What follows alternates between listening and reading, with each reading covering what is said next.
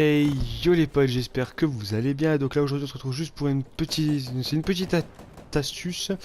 Donc juste sélectionner ma classe, par exemple je vais prendre la Kuda. Alors c'est une petite astuce parce que du coup je disais donc déjà j'espère que vous allez bien. Donc je suis en partie personnalisé, hein, vous vous en doutez je pense. Euh, Juste pour une petite astuce donc du coup sur Call of Duty Black Ops 3. Pour ceux qui ne peuvent pas se payer ou qui ne veulent pas mettre l'argent dans une manette burn controller ou dans truc dans le genre, dans une manette à palette. Du coup, donc une petite astuce. Alors, je vais juste d'aller me cacher. Pour vous montrer l'astuce. Voilà. Du coup, faut que j'arrive à me cacher les gars. Voilà, c'est bon, je vais mourir. Normalement, non, même pas. Ok. Donc, vous allez dans vos options. Voilà, commande. Et du coup, vous mettez dans commande ici, vous vous mettez en saut à la gâchette. Donc en fait, la plupart des gens ils vont jouer en voilà, par défaut ou tactique. Les gens ils vont jouer. Alors moi je vous conseille, vous allez à saut à la gâchette. Alors au départ, c'est pas facile, mais du coup vous allez sauter avec L1.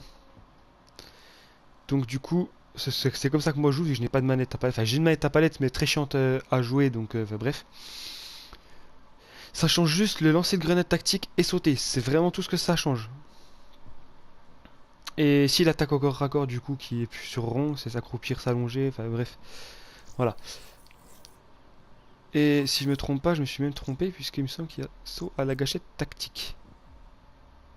Voilà, c'est comme ça qu'il faut jouer, saut à la gâchette tactique, pardon. Parce qu'en fait, regardez, je sais pas, j'arrive face à un ennemi, imaginons, nanana, je suis en train de courir, d'un seul coup, poum, je peux m'allonger grâce à mon joystick. Hop, il arrive en face de moi, si je vais mettre un coup de crosse, boum, mon doigt je le fais balayer sur rond. Ce qui me gênera pas du coup. Mais par contre, là où il y aura l'avantage, c'est que vous pourrez tourner votre vue en même temps que vous sautez. Voilà, donc du coup pour mettre un turn, ça peut être plutôt bénéfique.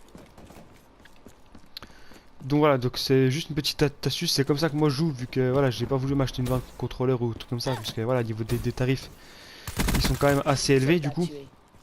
Ouais, faut compter environ 100 € pour la manette. Et ça c'est quand vous n'avez pas personnalisé, donc si vous rachetez une manette comme ça, puis même pas la personnaliser, je veux dire voilà. Donc bah je pense que c'est tout pour cette astuce, hein, voilà.